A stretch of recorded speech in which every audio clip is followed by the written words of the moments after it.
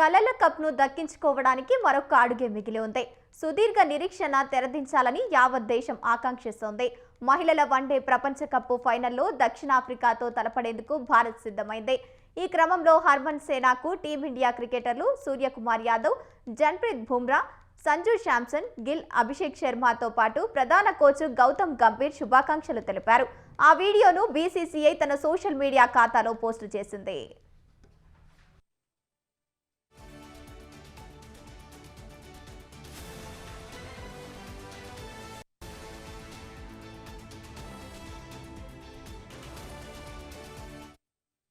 భారత పురుషుల జట్టు నుంచి మహిళా టీంకు సంపూర్ణ మద్దతు ఇస్తున్నాం.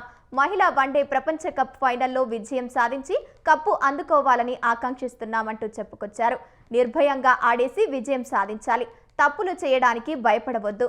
వాటి నుంచి బయటపడి గెలవాలి. ఇప్పటికే మీరు ధైర్యం చేసి గర్వపడేలా చేశారు. ఫైనల్లోనూ గెలిచి కప్ను అందుకోవాలని కోరుకుంటున్నామన్నారు పురుషుల భారత జట్టు హెడ్ కోచ్ గౌతమ్ గంభీర్.